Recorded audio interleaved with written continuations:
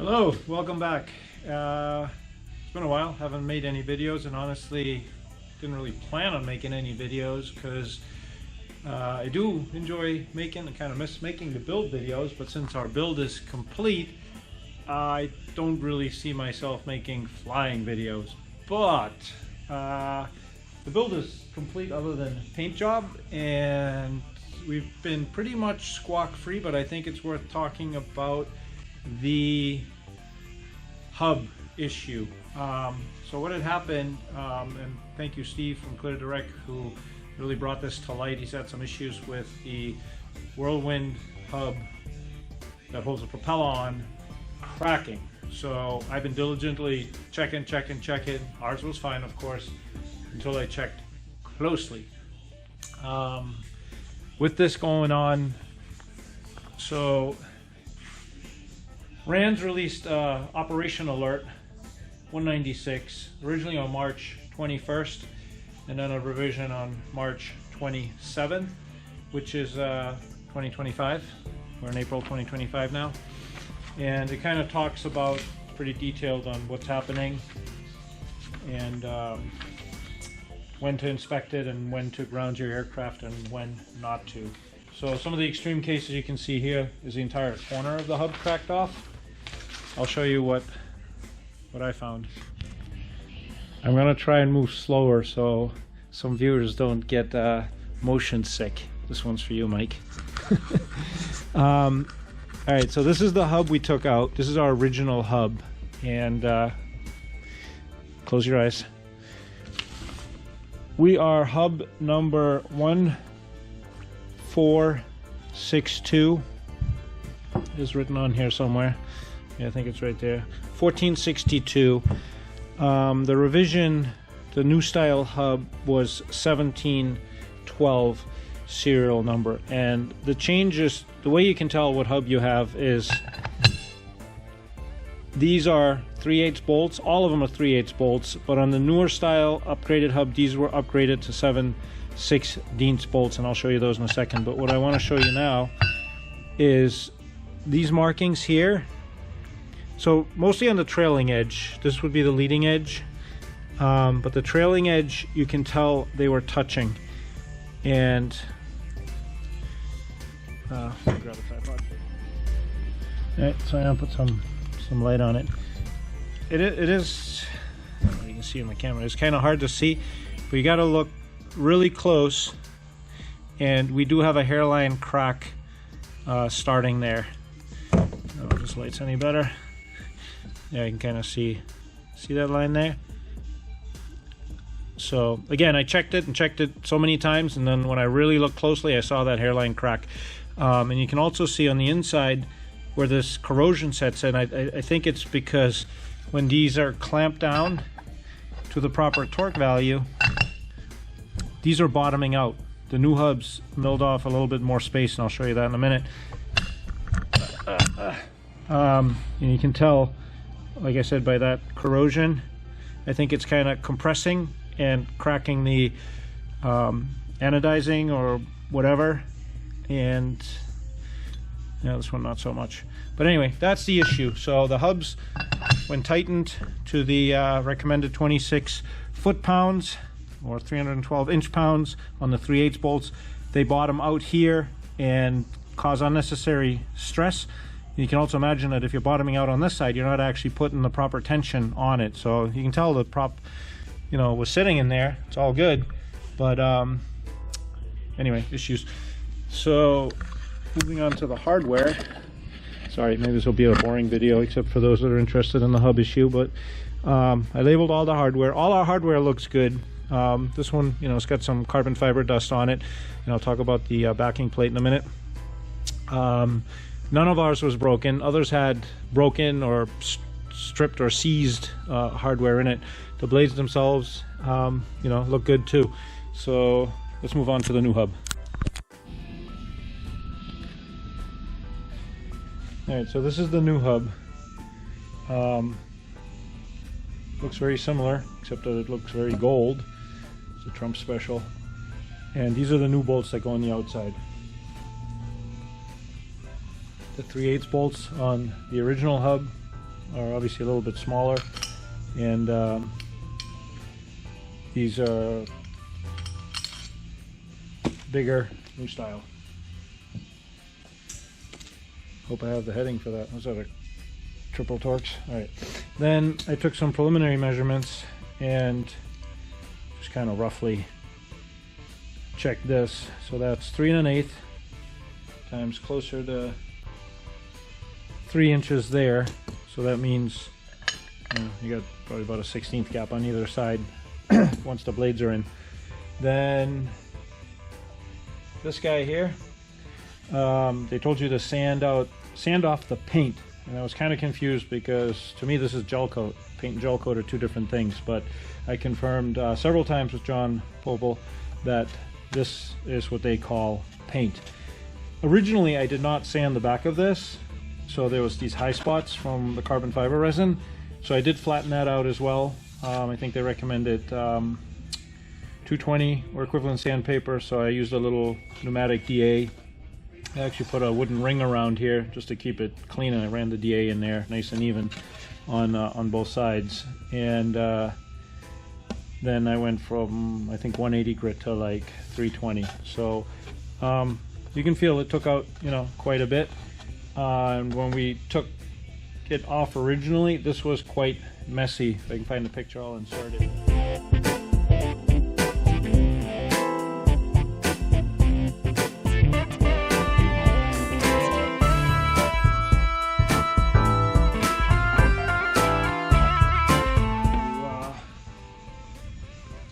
See by the back of this where this was obviously a part that was on here, and this, I don't think it's corrosion, I think it's just carbon fiber dust that was kind of wearing through. And on the back side of here, I'll show you on the spacer plate, it was wearing oddly too. So here you can see on the backing plate where it has that pattern on it. I'm actually going to try and take the DA and some Scotch-Brite pad and try and clean that up. Obviously being very careful not to distort it. Here we go. Well, I should probably also talk about, after RANS released the operation alert, Whirlwind released an official alert service bulletin. It's WW-ASB-61-001. The affected hubs are the GA-200 series, and you can download this online. Some of the things they're looking at is a lot of checking. Every 25 flight hours, check it. I think it's a little bit of covering your butt and not knowing you know, what's really going on at this point. And after every 8 torque up events, so that means every time you check it, you're obviously untorquing the 10 bolts that are in there, or 8 of them, and untorquing the 2 that you can't get at. So all those are considered torquing events. Every time you make a pitch adjustment on the blade, you untorque it and torque it. So you have to check that every 25 hours, and then after every 200 hours, which would be 8 times, you have to replace all of the hardware. I ended up getting 2 sets of hardware. If I didn't mention it yet, the hub itself is $1,100 and the hardware is $35. I did kind of nudge John Popel at Hartzell if they were doing anything, you know, because this is a faulty design hub, and the whole built on honor slogan kind of got my attention. And today he responded to me, actually yesterday, and said that they were going to offer a 25% discount, which, I don't know, if this was in my industry, in the automotive industry, it would have been a little bit different, especially with all the potential liability. So I kind of feel they should have replaced it at no charge, because it's a design flaw, and I know Hartzell inherited Whirlwind and it's a big mess, but you know, you got to do the right thing. So anyway, yeah, so this walks you through all what to check, where to check, and what to do. And also, it is not permitted, paint is not permitted, so that's what I was asking about. They want you to take out, you know, 1/2 inch around there. Well, I guess I didn't do these little cutouts, but it definitely covers that area, so hopefully we'll be good, and so on and so forth. But yeah, just wanted to touch on the service bulletin.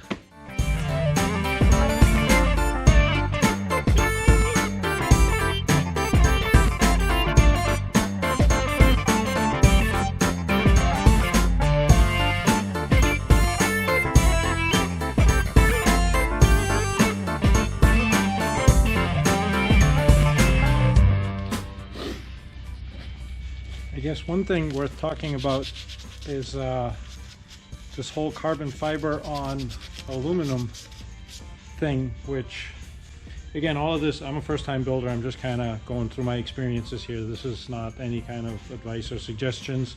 It's just what we're doing. But yeah, it's always said that carbon fiber should not touch aluminum, steel shouldn't touch aluminum unless it's primed and whatever.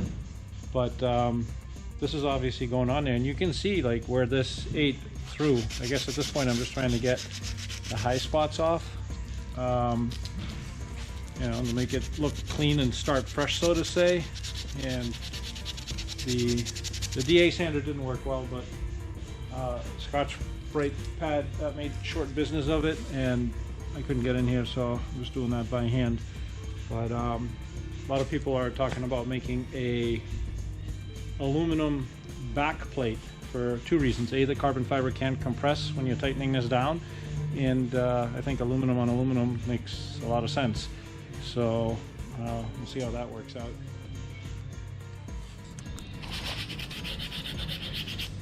Tony from RANS actually responded that yes, true, but a lot of companies, or several companies, are using carbon fiber back plates. I forget the brands now, but so it's an issue, it's not an issue, not really sure.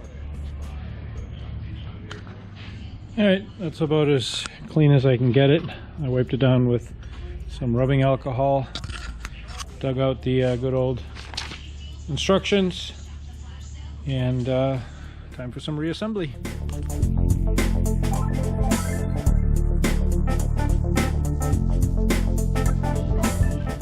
Alright, back to reading instructions.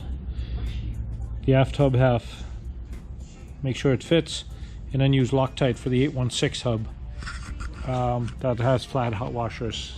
The 616 is what we have. It's written right on the hub there. So no Loctite.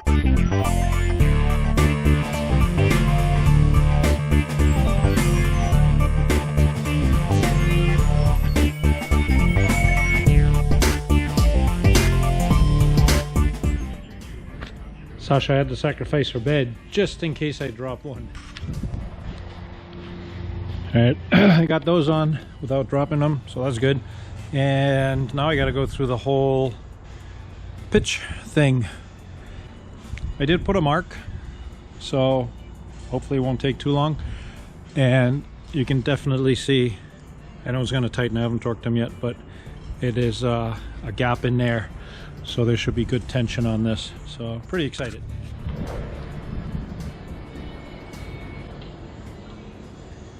Now we got to go through this whole rigmarole with the high-tech angle adjustment thingy.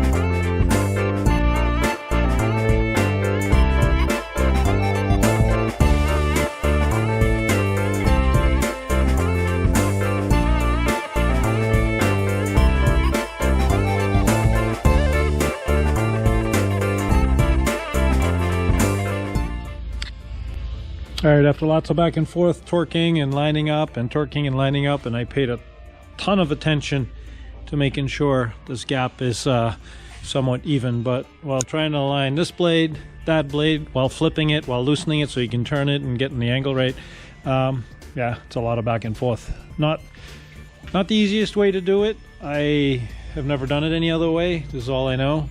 But from what I've seen out there, I guess there's easier designs, but I think I got it good.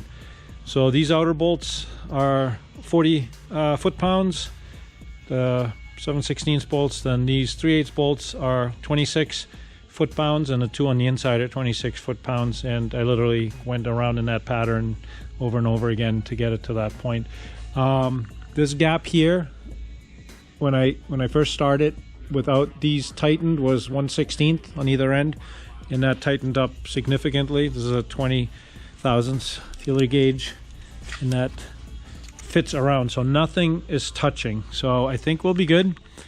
And ended up redoing my little chafing tape on there for the spinner because I was kind of wearing. And time to put the spinner on. It's always good to read the instructions after you do the work.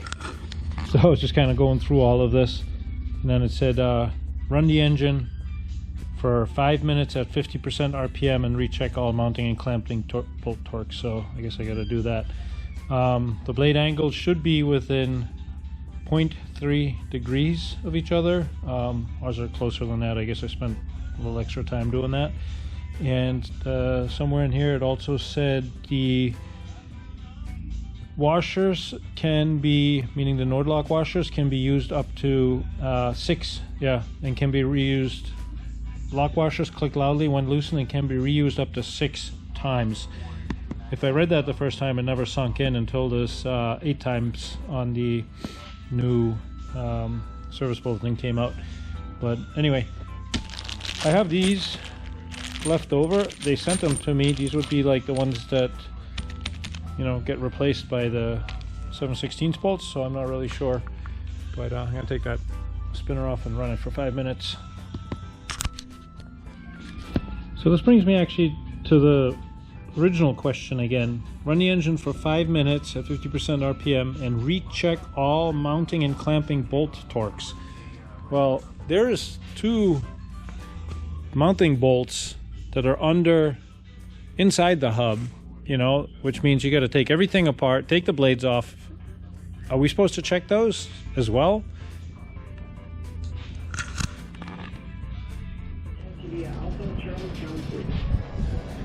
Alright, so I just pulled it out, ran it 50% power for like 5 or 6 minutes, got nice and warm.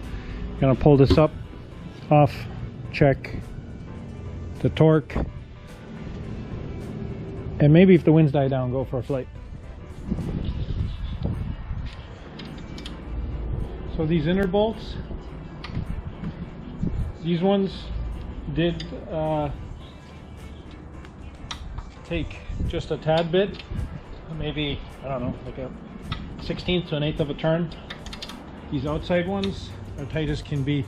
I'm not going to take this whole thing apart for those inner 2, but I will at 5 hours.